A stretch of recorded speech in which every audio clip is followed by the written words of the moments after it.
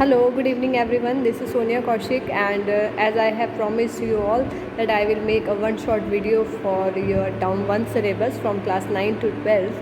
So today I am going to start it. So this is first video for class 9, and in this video we are going to discuss chapter cell, the fundamental unit of life. Bye bye.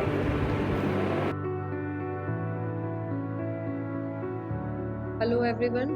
So we are doing our chapter cell biology, that is very important for term 1 class 9.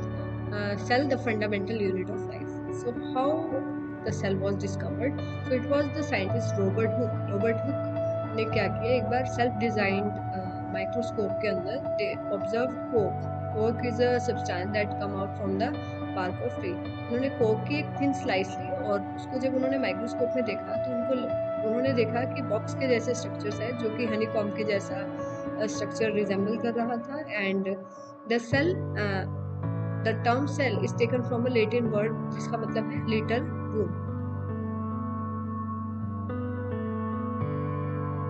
So cell is the basic unit of life, structure and function unit of life, that is a Latin word and it means a little room. You can see the cells of onion peel here. This is nucleus, these compartments are cell.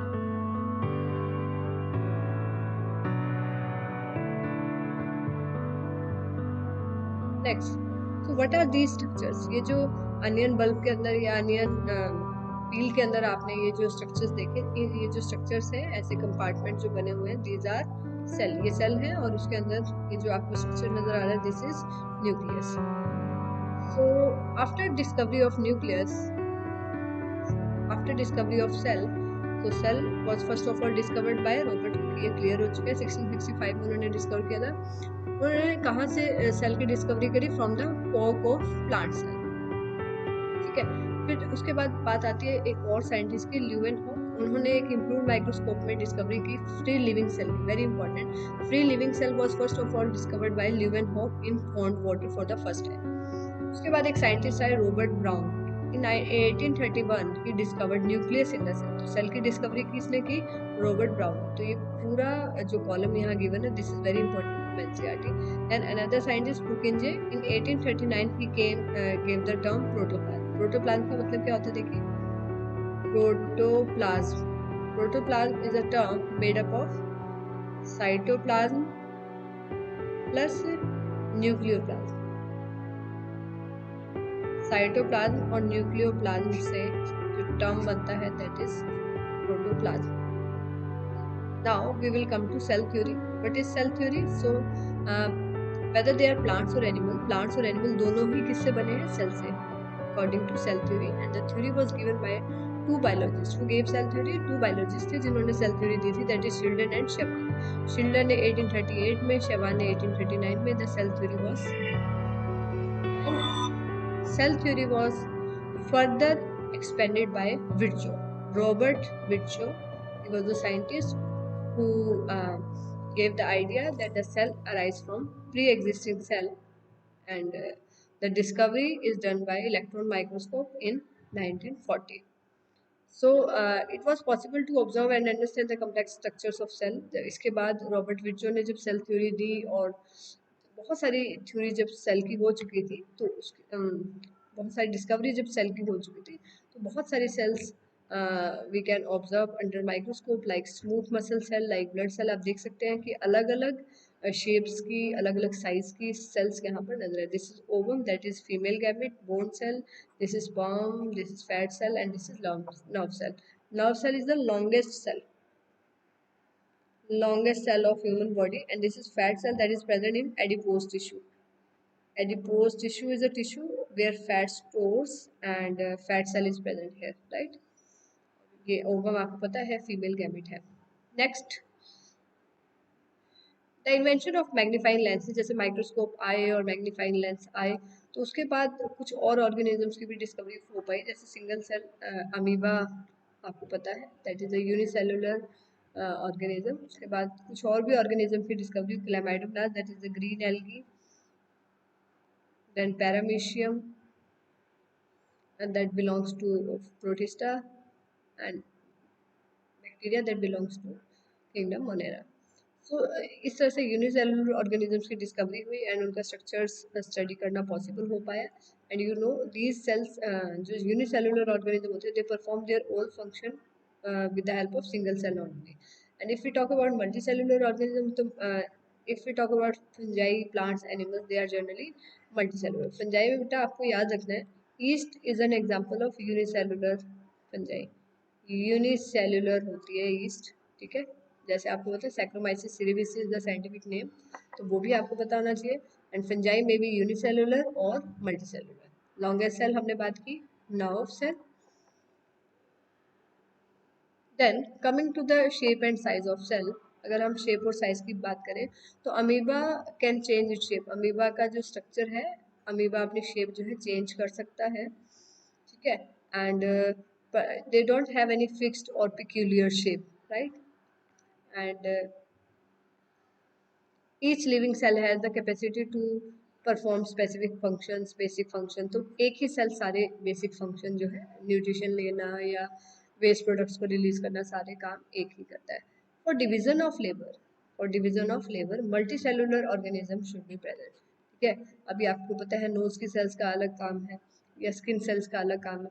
So different cells perform different function, like the cells present in human heart, heart के अंदर जो present होंगे they have to pump blood, stomach के अंदर होंगे they have to digest food, ठीक है। So for division of labour, ताकि सभी organs having different cells to perform different function.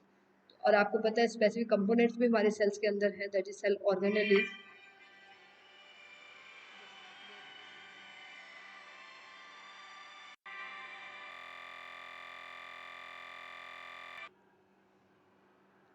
So we are discussing कि different organelles are present in cell that perform different functions, right।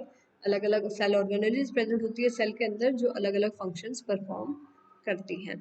So who discovered cell, ये आपको clear हो चुका है, it was Robert Hooke. And how he observe the कॉक cell under microscope, तो उन्होंने discover किया सेल्स को। Cell is a living word. Why is the cell called the structure and functional unit of life? Cell को structure and functional unit of life क्यों बोलते बेटा? Because that performs, that is the basic unit of living organism, whether unicellular or multicellular. The cell perform a very important function or very important role. What is cell made up of? Cell किससे बना है? इसको structure organization अगर हम बात करें तो वो cell की क्या है? अभी अभी हमने बात की सेल के अंदर स्पेशल कंपोनेंट्स होते हैं जिनको हम सेल ऑर्गेनेल्स बोलते हैं। And we can see these organelles and study these organelles with the help of microscope. So every cell having a covering, जिसको प्लाज्मा मेम्ब्रेन बोलते हैं या उसको सेल मेम्ब्रेन भी बोल सकते हैं। Then every cell have nucleus, nucleus होता है that having genetic material, then cytoplasm होता है। All activities inside the cell and interaction with its environment are all possible due to these features. Next, we are coming to the parts of cell one by one. First of all, we are coming to plasma membrane or cell membrane. Plasma membrane की या cell membrane की बात करेंगे। So it is the outermost covering of the cell, cell की outermost covering है जो कि cell को बाहर के इन्वायरमेंट से अलग करती है, ठीक है। उसके बाद बात करेंगे if there is a movement of materials inside and outside the cell that is occur with the help of cell membrane.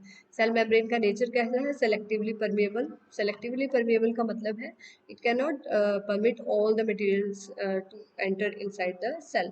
Selected material जो उनकी नीड है उन्हीं को ही अंदर या बाहर सेल से मूवमेंट होगी।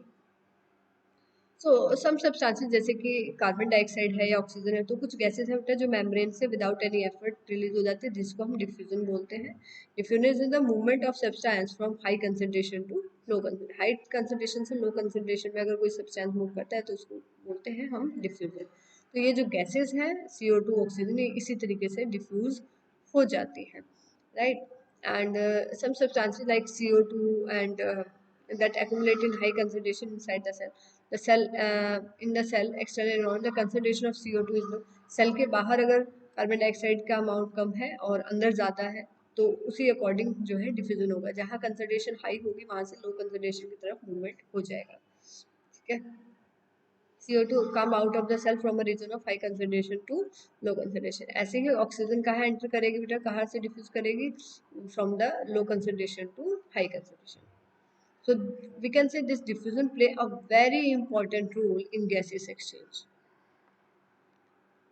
Then water also obey the law of diffusion. Water भी diffusion को follow करता है. The movement occurs from high concentration to low concentration. Then we are coming to a very important process, that is osmosis. Osmosis क्या है?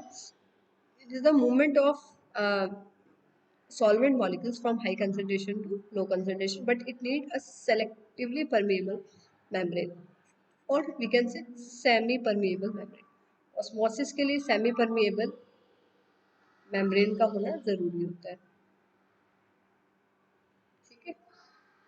It is the movement of solvent molecules from high concentration to low concentration. देखिए, solvent यानी कि liquid जैसे कि water, is the passage of water from a region of high concentration to low with the help of selective permeable membrane. तो osmosis और diffusion की definition में आपको पता होनी चाहिए.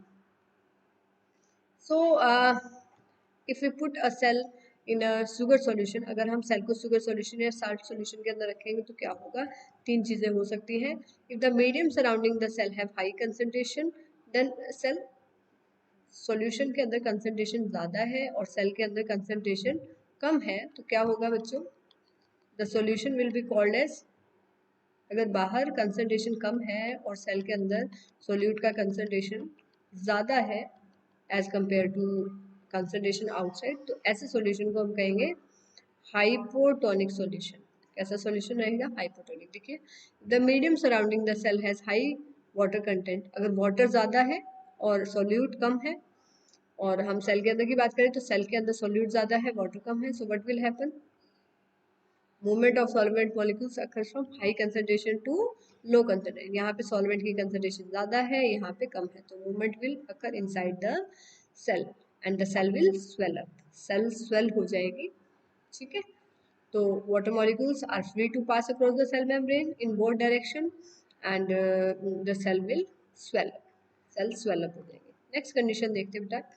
If the medium exactly the same water concentration as of the cell, cell के अंदर water की concentration या solute की concentration और ऐसे ही बाहर अगर same है, so there is no movement of water inside and outside the cell, और इस तरह के solution को हम कहेंगे isotonic. जिसकी concentration same है cell के जैसी, वो isotonic solution होगा. The medium have exactly same water concentration जैसे सेल के अंदर है, तो नो नेट मूवमेंट, ना तो बाहर आएगा ना अंदर जाएगा, ऐसे सॉल्यूशन को आइसोटोनिक कहेंगे. And cell will remain in the same size, cell का साइज भी सेम रहेगा. अगले मीडियम की बात करते हैं.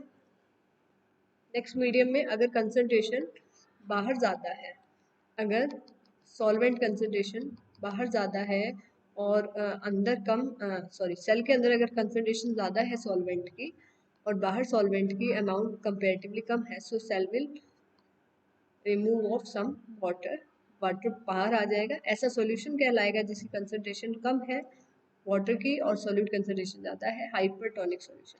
हाइपरटोनिक सॉल्यूशन में लिक्विड या सॉल्वेंट मॉलिक्यूल बाहर की तरफ मूव करेगा और ऐसे सॉल्यूशन को हम हाइपरटोनिक सॉल्यूशन कहेंगे. And cell will shrink. Cell कैसी हो जाएगी? श्रिंक हो जाएगी. Cell will shrink. The medium has lower concentration of water than the cell, so what will happen? The cell will lose water with the help of osmosis, तो cell होगा, solution होगा hypertonic, and water जो है दोनों direction में easily move out कर पाएगा, and but the cell will shrink. cell shrink हो जाएगा क्योंकि water कहाँ move कर गया? cell से बाहर की तरफ.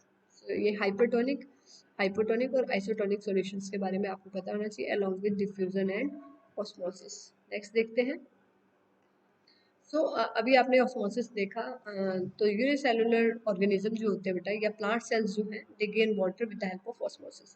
तो ऑस्मोसिस की हेल्प कौन लेता है? यूनिसेलुलर ऑर्गेनिज्म और प्लांट सेल्स. ठीक है. Absorption of water by plant roots is simply through osmosis and also occurs through diffusion.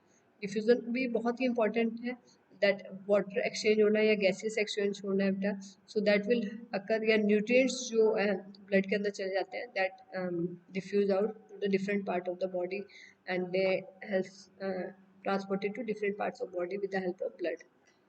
Plasma membrane जो कि कवरिंग होती है सेल की बॉडी की, फ्लेक्सिबल होती है, made up of lipid and protein. ठीक है. और हम उसको बोल सकते हैं फॉस्फोलिपिड नेचर की है. Phosphate molecules are present. Phospholipid nature हम बोल सकते हैं हमारी प्लाज्मा मेम्ब्रेन का. या सेल मेम्ब्रेन भी उसको बोल सकते हैं, ठीक है। और जो फ्लेक्सिबिलिटी है, फ्लेक्सिबिलिटी की वजह से वो अच्छे से फूड पार्टिकल्स को एनगल्फ कर सकते हैं, like amoeba. These are finger like structure, इनको क्या कहेंगे, सीडोपोडिया। तो सीडोपोडिया की हेल्प से they can easily undertake, yeah, they can easily ingest the food substance, and this is called phagocytosis. How the substances like CO2 and water move in and out of the cell, so you know, with the help of diffusion. Why the plasma membrane is selectively permeable? Selectively permeable होगी तभी cell को needful substances का transport हो पाएगा, जो चीज़ें उनको चाहिए सेल के अंदर जा पाएंगी और जो चीज़ें नहीं चाहिए वो सेल से बाहर चली जाएंगी। नेक्स्ट बात करते हैं बेटा सेल वॉल की। सेल वॉल कहाँ प्रेजेंट होती है, प्लांट सेल में प्रेजेंट होती है। It is rigid outer covering, hard होती है बेटा, और किससे बनी होती है प्लांट्स में, सेल्यूलोज से। Cellulose is a complex carbohydrate that give strength to the plants. और ताकि आपको पता है ऑस्मोसिस जब भी होगी तो दे हैव टू श्रिंक और they have to contract the contents at the time of plasmolysis, जैसे कि सेल वॉल ये है। और वाटर अगर स्कैरिटी है तो क्या होगा, साइटोप्लाज्म प्लाज्मोलिसिस के समय में साइटोप्लाज्म क्या हो जाएगा, कॉन्ट्रैक्ट हो जाएगा या कॉन्स्ट्रिक्ट हो जाएगा, ठीक है। तो फॉर दैट उसका शेप को मेंटेन करता है कौन, cell wall. Then coming to the, और अगर हम सेल, अगर ऑर्गेनिज्म के अंदर सेल वॉल है, जैसे कि बैक्टीरिया के अंदर भी प्रेजेंट है या प्लांट सेल के अंदर भी प्रेजेंट है, तो अगर हम उनको हाइपोटोनिक मीडियम के अंदर रखें या हाइपरटोनिक मीडियम के अंदर रखें, जब जहाँ उनका हाइपोटोनिक में रखेंगे तो इट विल स्वेल अप, और हाइपोटोनिक में रखेंगे तो वो श्रिंक हो जाएगा, राइट। तो जो भी हो सेल वॉल उनकी शेप को मेंटेन कर लेता है। बैक्टीरिया के अंदर सेल वॉल बनी होती है पेप्टाइडोग्लाइकन से, you can note here cell wall in bacteria, cell wall in bacteria made up of peptidoglycan, peptidoglycan जो कि किससे बना है, peptidoglycan sugar plus amino acid, it is made up of sugar plus amino acid. Next coming to nucleus. Nucleus बेटा आपको पता है cell के अंदर एक डार्कली स्टेन्ड रीजन होता है, ठीक है, और that is present in the center of the cell that contain genetic material. It have genetic material made up of DNA और RNA। DNA RNA से बना हुआ जेनेटिक मटेरियल हो सकता है। न्यूक्लियस, न्यूक्लियर मेम्ब्रेन जो है, इसमें न्यूक्लियर मेम्ब्रेन में पोर्स यहाँ पे प्रेजेंट है। These pores helps to release mRNA after translation। Translation के बाद जो mRNA आएगा, क्योंकि रेप्लिकेशन और ट्रांसक्रिप्शन, रेप्लिकेशन मतलब डीएनए से डीएनए की कॉपी अंदर बन जाएगी, ट्रांसक्रिप्शन मतलब डीएनए से आरएनए भी अंदर बन जाएगा, लेकिन ट्रांसलेशन के लिए वो प्रोटीन्स मतलब आरएनए से जो प्रोटीन बनेगा it will occur outside the.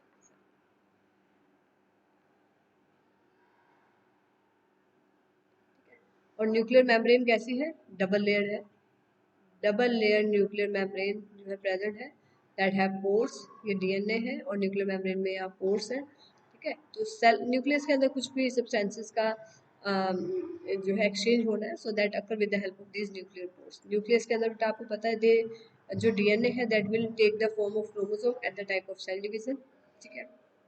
ये प्रोकैरियोटिक सेल आप देख सकते हैं, जैसे bacterial cell, like bacterial cell. यहाँ डीएनए और genetic material is not covered by any membrane, तो इसको हम कहेंगे न्यूक्लियोइड।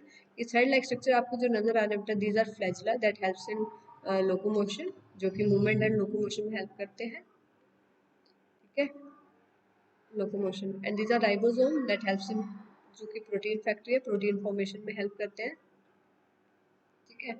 और आपको पता होना चाहिए बेटा बैक्टीरिया के अंदर 70 राइबोसोम, ऐसे स्वेडबर्ग यूनिट, प्लाज्मा मेम्ब्रेन भी यहाँ पे प्रेजेंट है और सेल वॉल प्रेजेंट है, पेप्टाइडोग्लाइकन। और ये जो स्ट्रक्चर आपको नजर आ रहे हैं बेटा, these are fimbriae, fimbriae that helps in attachment to the substratum, ठीक है, अटैचमेंट में हेल्प करते हैं। तो देखिए क्रोमोसोम की फॉर्म कब लेता है हमारा डीएनए, डीएनए की फुल फॉर्म है डीऑक्सीराइबोन्यूक्लिक एसिड। क्रोमोसोम बना होता है बेटा डीएनए और प्रोटीन से, और सेल डिवीजन में बहुत ही इंपॉर्टेंट रोल है। सेल डिवीजन के समय में we can not divide equal DNA into two cell, तो क्रोमोसोम होंगे तो इट वुड बी इस तरह का स्ट्रक्चर होता है क्रोमोसोम। ये सेंट्रोमियर है, ये क्रोमेटिड्स, और ये अनपेयर्ड क्रोमोसोम है। पेयर्ड क्रोमोसोम में आप देखेंगे ये सेंट्रोमियर है और ये क्या है, सिस्टर क्रोमेटिड्स, ओके। और जीन्स क्या है, genes are the functional segment of DNA, like small functional या स्ट्रक्चरल फंक्शन यूनिट जैसे सेल है ऑर्गेनिज्म की, ऐसे जीन फंक्शनल यूनिट है किसके, डीएनए के। ठीक है, क्रोमेटिन मटेरियल क्या है बेटा, जो डीएनए और प्रोटीन से बना हुआ थ्रेड लाइक स्ट्रक्चर जो न्यूक्लियस के अंदर प्रेजेंट है उसको क्रोमेटिन मटेरियल बोलते हैं। It is thread like structure that is made up of DNA and protein. और ये क्रोमेटिन मटेरियल ही ऑर्गेनाइज होकर क्रोमोसोम बनाता है और क्रोमोसोम सेल डिवीजन में हेल्प करते हैं।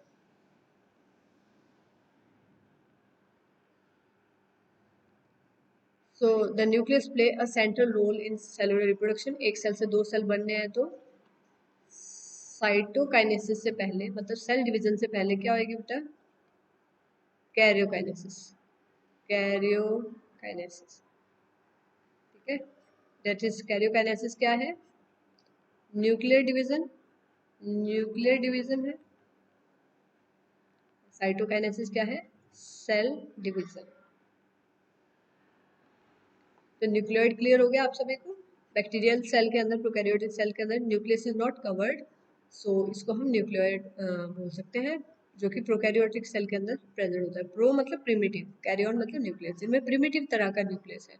और यूकैरियोट्स मतलब कि जिनमें ट्रू न्यूक्लियस है। यू मतलब ट्रू न्यूक्लियस, ट्रू न्यूक्लियस मतलब जिसके अंदर न्यूक्लियर मेम्ब्रेन प्रेजेंट है। तो नेक्स्ट हम बात करते हैं, और कुछ स्ट्रक्चर्स की बात कर रखी है यहाँ पे।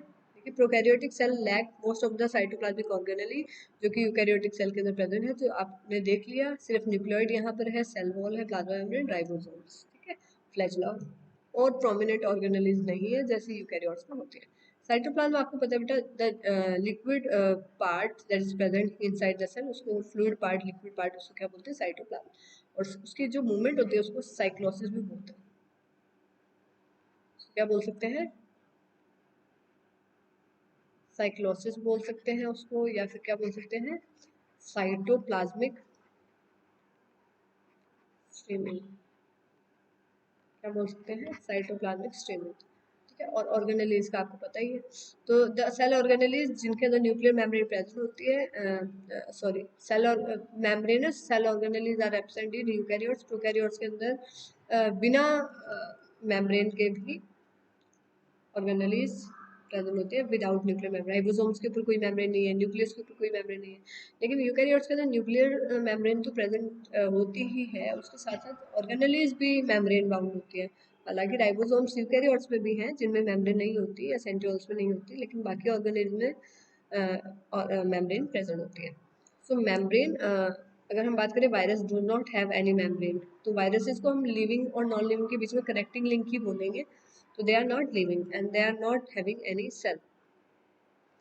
प्रोकैरियोटिक और यूकैरियोटिक सेल में ये डिफरेंस गिवन है जो आप कर लेंगे। प्रोकैरियोटिक सेल का साइज 1 माइक्रोमीटर एंड इसका 5 to 100 माइक्रोमीटर। न्यूक्लियर रीजन, अगर हम न्यूक्लियस की बात करें तो इसमें हम कहते हैं न्यूक्लियोइड, क्योंकि वो कवर्ड नहीं होता है। No nuclear membrane is present, और यहाँ पे न्यूक्लियर मेम्ब्रेन प्रेजेंट है, यहाँ कोई न्यूक्लियर मेम्ब्रेन प्रेजेंट नहीं है। क्रोमोसोम यहाँ सिंगल होगा या एक से ज़्यादा हो सकता है। मेम्ब्रेन बाउंड ऑर्गेनेल यहाँ पर एब्सेंट रहेंगी और यहाँ पर प्रेजेंट होंगी।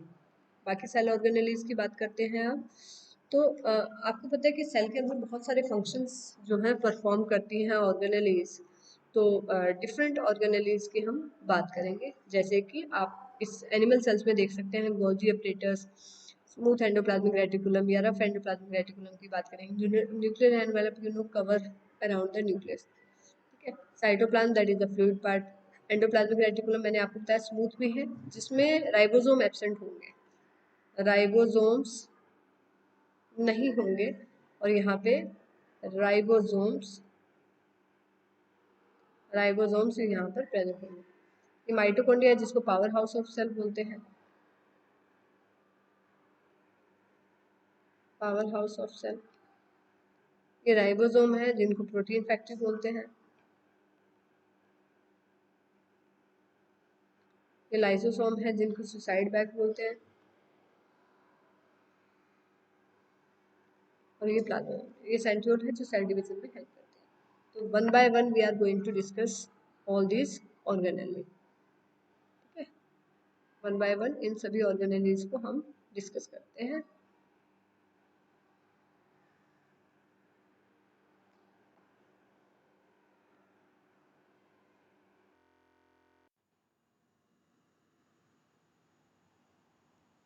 तो coming to the cell organelles की बात करें स्टूडेंट सबसे पहले हम, तो जैसे मैंने अभी आपको इम्पोर्टेंट सेल ऑर्गेनेलीज बताई एनिमल सेल के अंदर। So this cell organelle perform different functions, अलग अलग फंक्शंस हैं, अलग अलग स्ट्रक्चर हैं।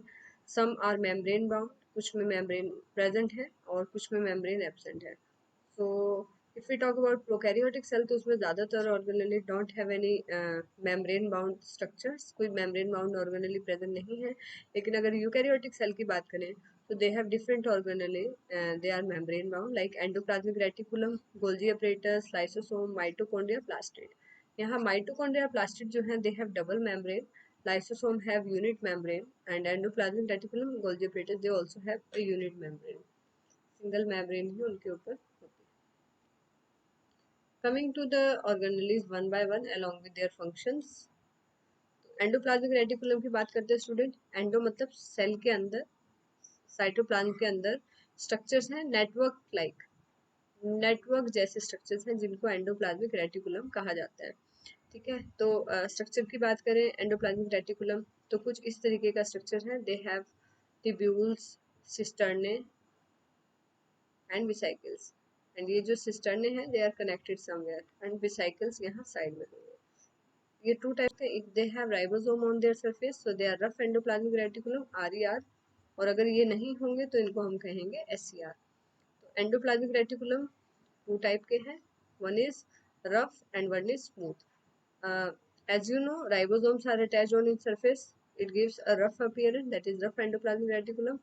और मेन काम क्या है इनका आपको पता है, ribosomes are associated with protein manufacturing, protein बनाने का काम है।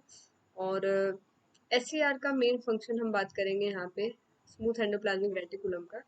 So it helps in protein and lipid formation, that helps in cell membrane formation। तो membrane biogenesis बहुत ही important function है इसका, membrane formation में help करते हैं। और इसमें कुछ lipids और proteins ऐसे हैं that can act as enzyme, specifically proteins।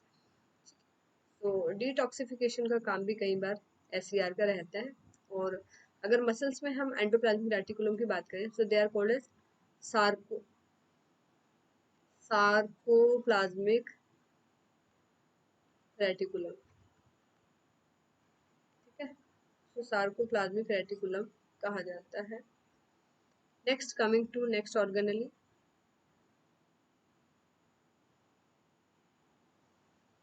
Endoplasmic reticulum का एक काम क्या है कि वो चैनल्स की तरह काम करते हैं to helps in transporting of materials in various organs and also act as cytoplasmic framework. ठीक है, फ्रेमवर्क का भी काम करता है, शेप प्रोवाइड करता है। And as I have told you कि SCR smooth endoplasmic reticulum have a very good important role in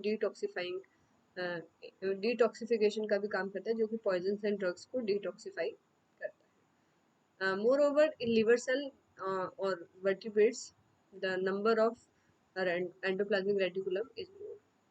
Next, this is Camille Golgi, the scientist who discovered Golgi bodies।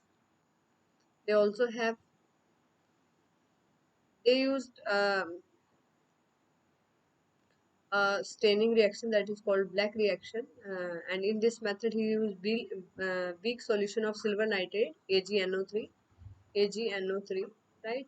And it helps to study the structure and shape of organelles like Golgi apparatus।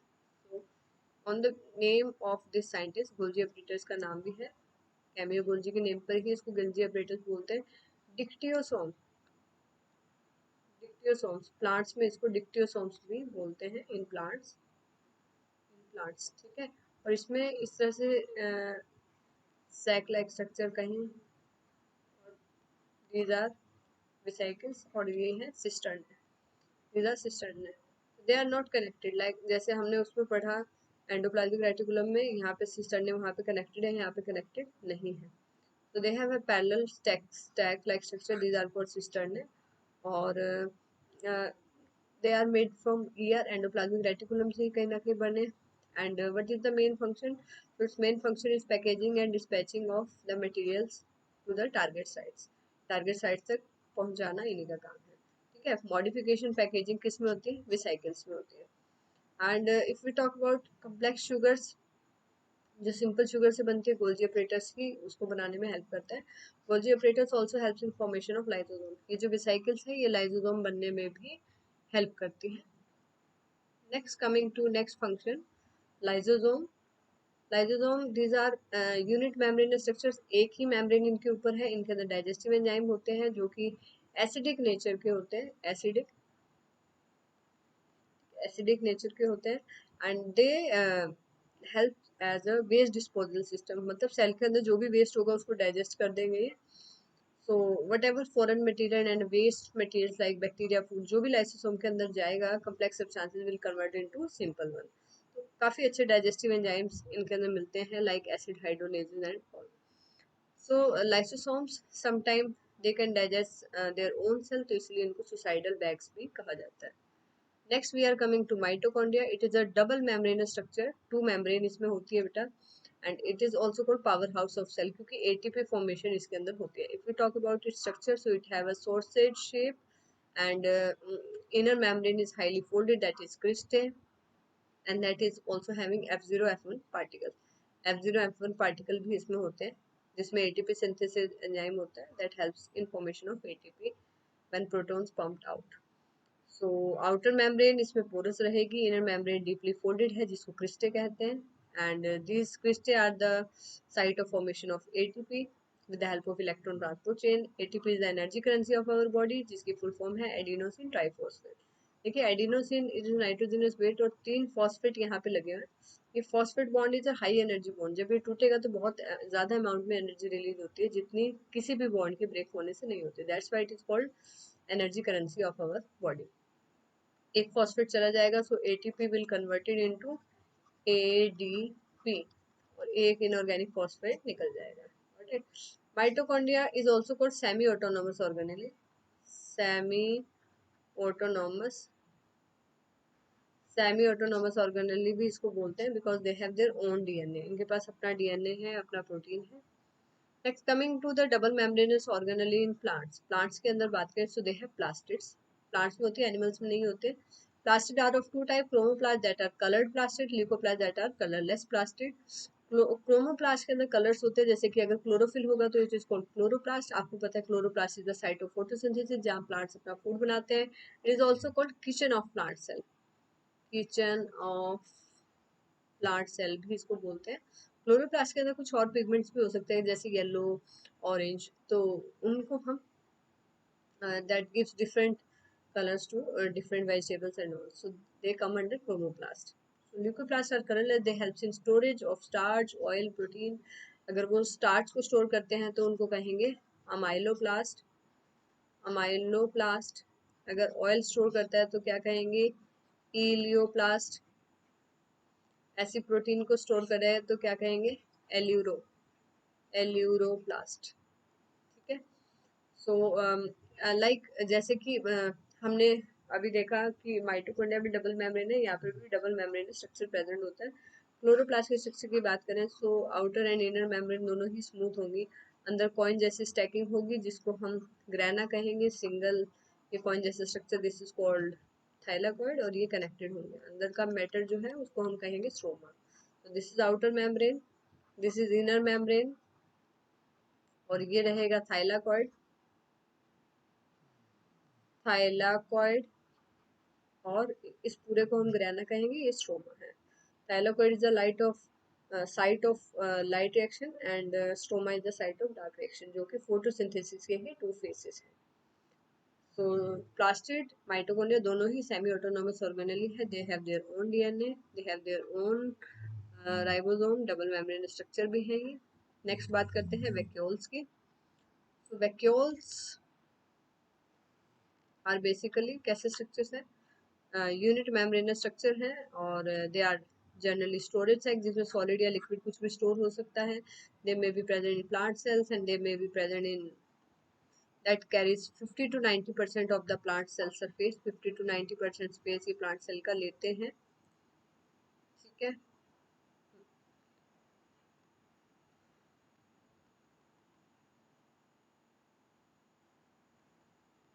And if we talk about its function, so अगर ये food store करते हैं तो food vacuole इनका नाम रहेगा, अगर ये गैस स्टोर करते हैं तो गैस वैक्यूल। राइट। तो ये amino acid, sugar, organic acid, इस तरह की चीजें ये स्टोर कर सकते हैं। सिंगल सेल ऑर्गेनिज्म जो कि प्रोटोजोन है, that is called amoeba. Amoeba को अगर आप देखें, सो it can take and it can release various materials with the help of vacuoles. Food vacuole भी इसमें रहते हैं, और कॉन्ट्रैक्टाइल वैक्यूल स्पेसिफिकली इसके अंदर होते हैं for excretion. Contractile vacuole.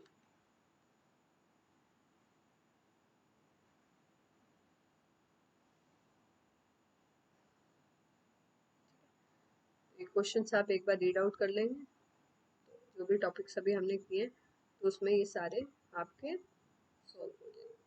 Next we are coming to cell division. Cell division की बात करते हैं स्टूडेंट्स। तो अच्छा, इससे पहले हमने किया, सो अगर हम बात करें सेल मेम्ब्रेन के ऑर्गेनेलिज के, सबका अपना अलग फंक्शन है। कुछ रेस्पिरेशन में हेल्प करते हैं जैसे कि माइटोकॉन्ड्रिया, कुछ न्यूट्रिशन के लिए, कुछ वेस्ट रिमूवल के लिए जैसे लाइसोसोम्स, न्यू प्रोटीन्स फॉर्मेशन जैसे कि गोल्गी ब्रेडर्स या ईआर या राइबोसोम। सेल डिवीजन आपको पता है, एक सेल से दो नई सेल्स जब बनती है उसको सेल डिवीजन बोलते हैं। दो तरह का सेल डिवीजन हमारे पास होता है। सिंपल सेल डिवीजन होता है जो सोमेटिक सेल्स के अंदर होता है, जहाँ पर एक मदर सेल से दो डॉटर सेल बनती है। ठीक है, क्रोमोसोम नंबर भी सेम रहता है, like 46 in parent cell and 46 in daughter cell. तो this type of division is called mitosis. ऐसे डिवीजन को माइटोसिस बोलते हैं। It is the basis of our growth and it is equational division. Equational division इसको कहा जाता है। And किस टाइप के सेल्स में होती है बेटा? हमारी सोमेटिक सेल्स में। सोमेटिक सेल्स के अंदर ये होती है। नेक्स्ट टाइप ऑफ डिवीजन, मतलब हमारी बॉडी की जो ग्रोथ होती है, नॉर्मल ग्रोथ, वो इसी की वजह से होती है। एंड यू कैन सी, जो डीएनए प्रेजेंट होता है बेटा सेल के अंदर, that takes shape of chromosome at the time of cell division. तो सेल डिवीजन के टाइम में जो सेल के अंदर डीएनए था, ठीक है, वो अलग अलग फेसेस के अंदर, प्रोफेस, मेटाफेस, एनाफेस, टेलोफेस, अलग अलग फेसेस होते हैं बच्चों सेल डिवीजन में। तो उन सभी फेसेस में ये क्रोमोसोम्स में जब चेंज हो जाते हैं तो they distributed in the form of chromosome. क्योंकि डीएनए लगभग 2.2 मीटर का है, अगर हम ह्यूमन बींग्स की डीएनए की बात करें, तो that is not easy to separate. तो अगर क्रोमोसोम की फॉर्म होगी तो इसको सेपरेट करना बहुत ही ईजी है। ठीक है। सो दूसरे टाइप का डिवीजन की बात करेंगे, मियोसिस, जो कि जर्म सेल्स के अंदर होता है। Germ cells. जर्म सेल्स कौन सी होती हैं? जो गैमीट्स बनाती हैं। ठीक है। अब बात आती है कि जर्म सेल्स कहाँ प्रेजेंट होती है? ये गोनैड्स में प्रेजेंट होती है। गोनैड्स क्या है? जैसे कि मेल में टेस्टिस एंड फीमेल में ओवरीज। ठीक है। और गैमीट क्या होते हैं? जैसे कि मेल्स में स्पर्म, फीमेल के अंदर ओवम। तो ये गैमीट्स हमेशा, जर्म सेल हमेशा डिप्लॉयड होती है 2n, और गैमीट हमेशा हैप्लॉयड होते हैं यानी कि n। तो हाफ नंबर ऑफ क्रोमोसोम यहाँ है 23, 23, 23 एंड 23। यहाँ पे हमारे पास पेरेंट सेल में थे। तो this is a reductional division. कैसा डिवीजन ये रहेगा? Reductional division.